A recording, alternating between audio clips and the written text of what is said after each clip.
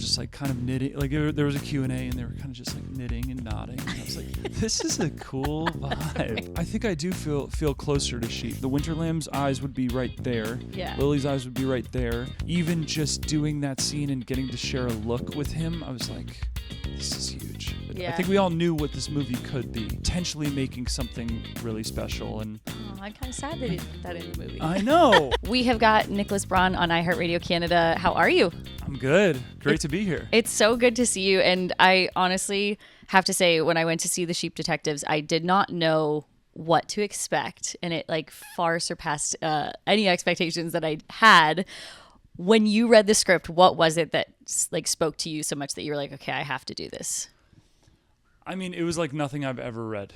I bet. I mean, my agent sent it to me and he was like, before you read, I know it's about talking sheep, but just give it a chance. Yeah. And I mean, I knew Hugh Jackman was already attached and I knew Craig Mazin wrote it, who's a brilliant writer and can do anything. So I was kind of set up to like it and yeah, it was just amazing. And it just felt like this like magical kind of movie, like timeless movie. Yeah. You know, and it was kind of transportive. It takes you to like the pasture, the English countryside and animals talking, which like who doesn't love that? But it's also the like Babe element, which is it's a live action movie and we have sheep that look real.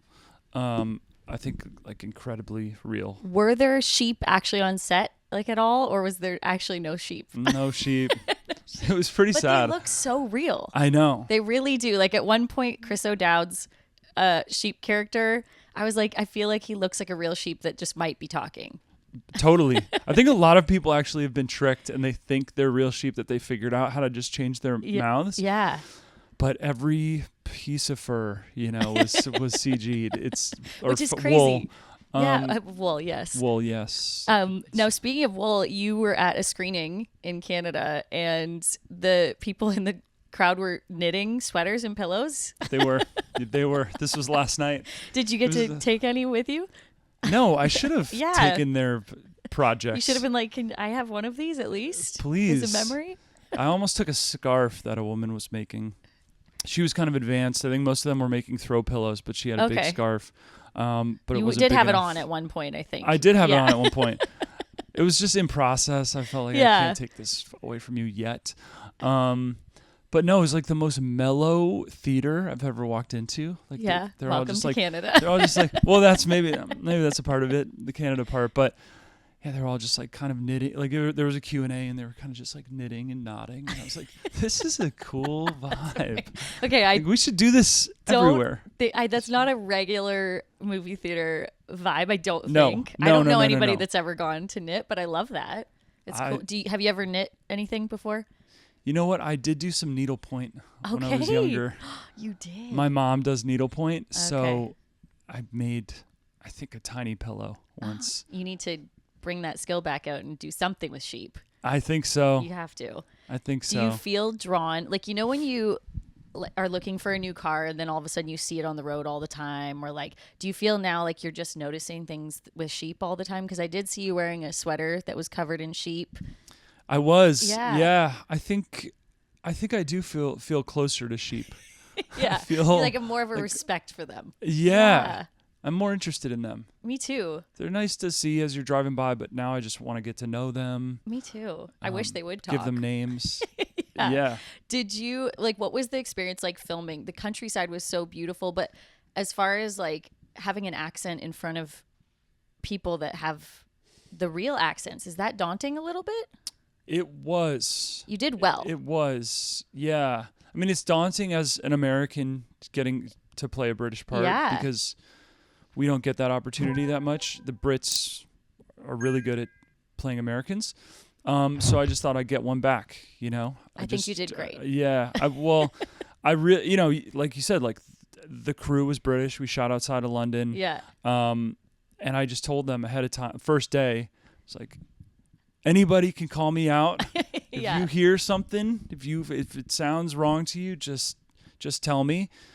And they did. You got like some tips from the locals or like the crew? I did. That's cool. And some little like little phrases here and there. There was one I think he was a grip, and he was like, you know what we call little small towns like this. He was like more of like a guy from London, and he was like, you know, we call these like chocolate boxes. And so I think I was like, I'm immediately putting that in the movie. Yeah. I don't think it is in the movie. Oh, but you're like, it is I tried in a shot to say somewhere. like, I think I tried to say to Molly Gordon's character, like, welcome to our little chocolate box. Oh, I'm kind of sad they didn't put that in the movie. I know. That's I know. Kind of a bummer. I know. Man. Is there any Sequel. like phrase that stuck with you that you've said since being offset that you're like, oh, I wonder when that will go away, or if it'll be with me forever? I hear lines sometimes in my head like, it comes from taxine from the berries of a yew tree. That's the poison. That's yes. The berries of a yew tree. Yeah, it's you just like playing in your head all the comes time. back in. Yeah. Did you know who the villain was going in, or were you finding out on set?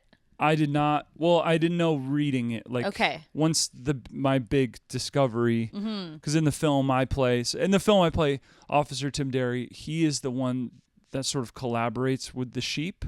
Yeah. In order to solve the crime. A lot of detecting. Yeah, he's detecting. So much he's detecting. He's always detecting. And so, I mean, I guess maybe people know what the movie's about from the trailer and stuff, but basically, their shepherd dies. But one of their favorite things is that their shepherd reads them chapters from a murder mystery novel every night before they all go to sleep. And George just thinks it's a nice thing that he does for his sheep, but actually, like, he shuts the door to his Airstream trailer and they like to guess. And they think it's the maid or it's the doctor. And so when he dies, they are the detectives, but the human detective is me, Officer Tim Derry. And yeah, so we work in collaboration. And then there was a part of this, there was a reason I started saying this, and I forget what your question was. But I did just want to say what the plot of the movie, because I feel like people need to understand who the villain was. Yeah. Yeah. Oh yeah, knowing who the villain was. Yeah. Yes. Okay. So I didn't know when I was reading it, and there's a big moment at the end of the movie where Officer Tim Derry is solving it. Moment. He's solving it in real time. Yeah. Did you feel powerful in the center of that, space, literally in the center, and you're like, I've got this? Because it felt powerful. It felt really good. Yeah. I mean, the monologue was like 15 pages. Oh, wow. But it's written so well that, like, it starts, he doesn't know what's, and he finds it over the course of this long monologue, and I got to film it for 2 days. And I love doing it every time because it's just like this amazing piece of writing, and like it does build momentum. It does, yeah. And by the end, he's like, "You're the real killer, gotcha." Yeah. And it feels really good. So it's a great arc too for my character. Yeah. From where he starts to ending up, which is not so strong at the start as a detective. Yeah, he's struggling. He struggles a little bit. Yeah. Were you a big murder mystery when you were growing up? I wasn't a big murder mystery movie fan. I mean, Scooby-Doo is what I think of when I think of murder mysteries. So like that's Scooby I think vibes counts. in there I mean, little bit with Tim. Yeah. It's a little bit of, There's some Scooby Shaggy vibes. Yeah. Do you think your character on Succession, Cousin Greg, or Tim would be better at solving a mystery? Who do you think is better? Tim. Okay. Yeah, Tim. Natural instinct. Maybe as a police officer. Natural instinct. Yeah, he comes from a family of police officers, I would say. I'm not sure how else he would have gotten this job as the only cop in this town. I guess he works 24 hours a day. Yeah, something we didn't. Always working. That's there were probably funny. some scenes we could have had. What was set life like? Him up all night. Set life or set? Like set life, like just being on set. Like what was the atmosphere like? Because like was everyone on set? Was Hugh Jackman there through the whole filming process? No, I mean, so my character doesn't have that much interaction with Hugh's character. We would overlap a little bit, and I would see him, and he's wrapping a scene, and I was going to start a scene, and I'd be like, "This is great! I get to talk to Hugh for 10 minutes." Yeah, like he's such an idol of mine, such a great actor. And obviously, and I was just like, I wished that I would have had more to do with him in the movie. We have one scene together, and even just doing that scene and getting to share a look with him, I was like, this is huge. We formed a bond. This is huge, Jackman. No, sorry, no, but you had to. It was right there. Right there. But yeah, no, the cast was awesome. Emma Thompson, she really, legend. She's a legend. Yeah. She was really around. Wasn't trying to like hide away or be too good for us or anything. Yeah. She was like really a part of the team, and she'd signed up to this movie early on. I mean, I think it was like at least 7-8 years that she was attached to this movie to play this part. So she was really excited, and the energy on set was really good. Yeah. I think we all knew what this movie could be, that we're potentially making something really special, and we'll just put it in the hands of the CG guys. Yeah, and put the sheep in. We'll film the human stuff, and then hopefully those guys do their thing. You had a lot of sheep scenes, so like, was that hard to be like, they're not really here, but I'm gonna imagine that they are? Yeah. It kind of was. But I had a good sense of who they were. Okay. And Kyle, the director, had shown us like storyboards and mock-ups of them, and said, we're thinking this person for this voice, and maybe it's this. So we had an understanding of the casting, the personalities, and then, when I'm doing a scene, when I'm looking at Lily or the Winter Lamb or Winter Lamb, such a great character. I can't wait for everyone to see that. That sweet, sweet lamb. But I would need to know, okay, so that's the Winter Lamb's eyes would be right there. Yeah. Lily's eyes would be right there, because when we turn around and they've been created, I want to make sure the eye lines are there. I want to make sure, I'm looking at this face, or am I a little scared of like Sebastian if he's there? Bryan Cranston plays Sebastian. So, you want to be specific, as if sheep actors are on the other side of the camera.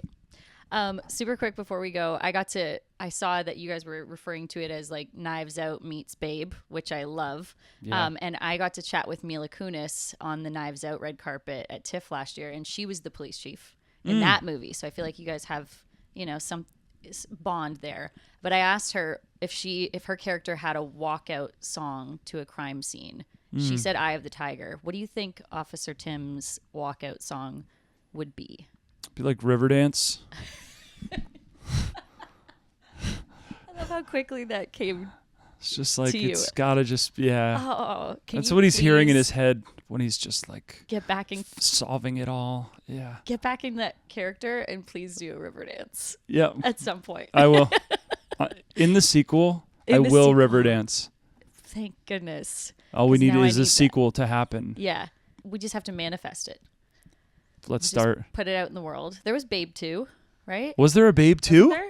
I'm pretty sure there was Babe 2. Ah. See, if Babe can do it, so can the sheep. Absolutely. Now all I can think of for the rest of the day is you doing Riverdale dance. Everything's still from here on up.